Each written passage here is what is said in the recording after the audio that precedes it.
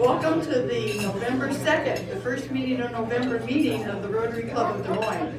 I'm President Becky Greenwald. You know, today's factoid about Rotary is going to merge into our inspiration. And I'm sure you noticed all the World Food Prize flags along the streets this last week. And last week was World Food Prize week. And there's so many intersections with Rotary and World Food Prize in our club specifically. So when we think about all the need for peace in the world and hunger and food needs, it all comes together in what we do, which is what our current president of Rotary International says: let's create hope in the world. So this is a combination of our Becky's factoid and some inspiration for you.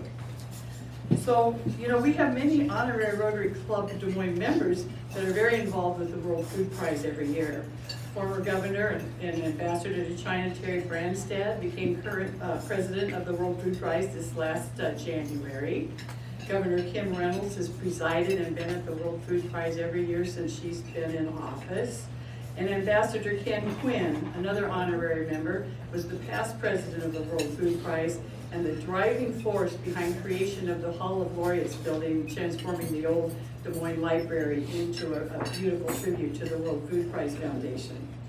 And it's also important to mention that our member, Paul Schickler, former president of Pioneer Hybrid in Corteva, and also a member of our club and a member of the International Services Committee, is very prominently involved with the World Food Prize as the chairman of the World Food Prize Foundation's Council of Advisors. And so last Thursday night, I go to those World Food Prize events and help welcome the dignitaries and the guests and everyone. And Kashawn Merchant, our new member from this last year, was there as well. Did I miss anybody that was there that I didn't see last Thursday by any chance? So I know there's a lot of activity between our club, but it's a wonderful time. The world's best and brightest from everywhere, all corners of the globe, come into Des Moines. And I don't know if you know that when Bill Gates decided he wanted to start talking about world hunger years ago, he actually called up the World Food Prize staff in Des Moines and said, hey, Bill would like to speak about hunger, and we think your World Food Prize place is the place to be. Can he come? Well, you can imagine they said yes. And so, you know, it's got a lot of prominence that more people know about it sometimes than inside our own community. But I wanted to share this about this year's laureate. And of course, the laureates come from all around the globe. But this year's laureate is from the United States, and it is Heidi Kuhn. And she's from San Rafael, California. That's in Marin County, just north of the Bay Area in San Francisco. And she founded a nonprofit called Roots for Peace. And she was inspired by Princess Diana and the work that she did with landmines and bringing awareness to that. And after Diana's passing and some time, she decided she wanted to take this cause on. And so Roots for Peace has been responsible for removing hundreds of thousands of landmines and other unexploded ordnances from farmland all around the world, and then replacing them with productive fields that are now the home to orchards and vineyards.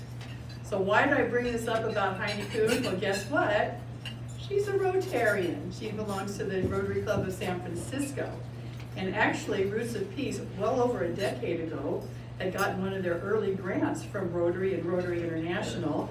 The San Francisco clubs and Bangkok, Thailand club partnered to give a $197,000 global grant to Roots of Peace from our Rotary International. So there's a lot of ties happening here, and as members of our club donating to Rotary International, you help contribute to that as well. So I just wanted to mention those items, but there's a couple more tidbits to share. Running concurrently with the World Food Prize celebration of the laureate each year is the Global Youth Institute. And Dr. Norm Borlaug was just really keen on taking the next generation forward and instilling in them the interest in science and the need for global food security. And that's exactly what it does. And again, thanks to our Rotary member Paul Schickler and his wife Claudia, they are very generous Borlaug legacy donors to that.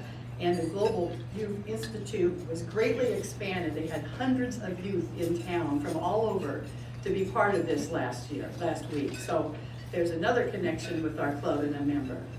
And of course, the reason Dr. Norm Borlaug founded the World Food Prize was to meet the greatest challenge that history of agriculture had to face, and that's that in the year 2050, there's going to be about 9 billion people on Earth, and we've got to figure out how to feed them all. So Norm Borlaug's litany of awards is pages long, literally pages, and goes from around the world. But just to highlight what he's received in recognition from the Rotary International and our club.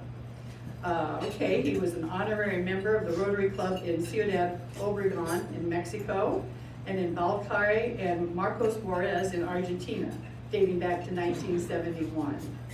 He was a Paul Harris Fellow, granted by the Rotary Foundation of Rotary International in 1985.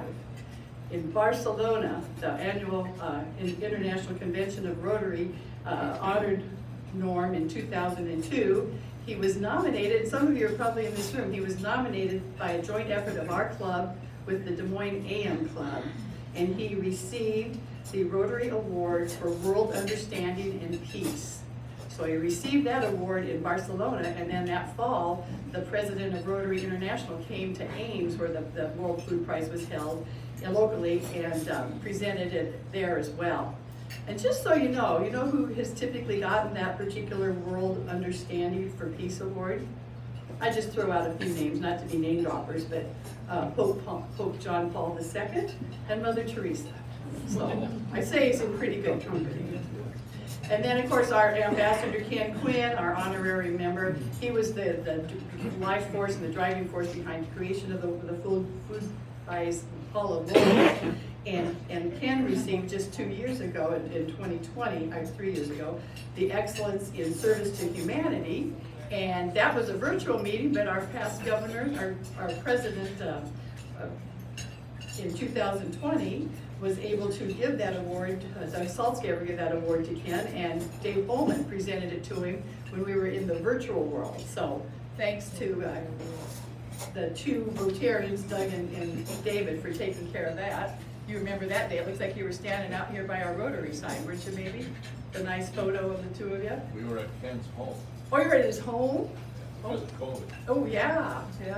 So that was something. And the one other one, I'm so glad you're here, Elaine, because Elaine is one of 4 prominent people who've been honored with her bust in the Hall of Laureates on the 2nd floor. I'm talking about Head and Shoulders. Just to make that clear.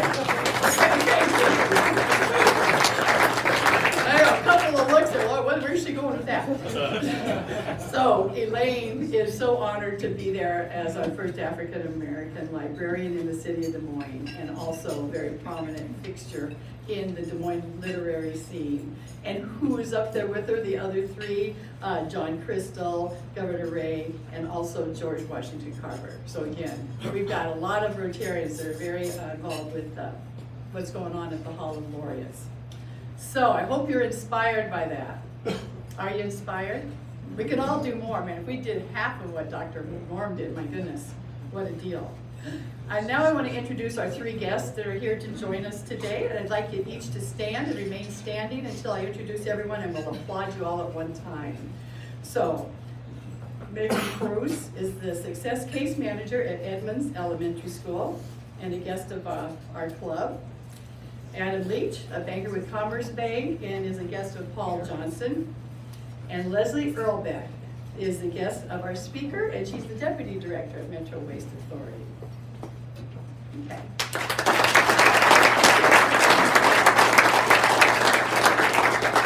You know, my comment about Elaine got me off track. I forgot to mention one other big deal. Our club, on our centennial year, made the largest ever single grant to the World Food Prize of $150,000 back in 2011. So be proud of that. And that went towards the repurposing of the Food Prize building. And there's a statue of Norm out in the East Gardens, and that's the garden that we actually funded and paid for out of that wonderful $150,000 grant. So thank you to our leaders from years past that recognize the importance of that and the significance of that. So give yourself a good applause for that, please.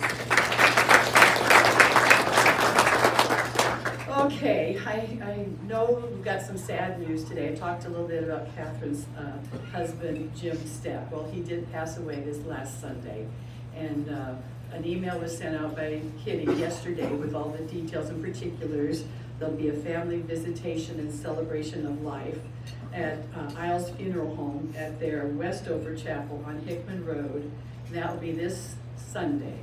And the family is receiving friends from 12:30 until 2.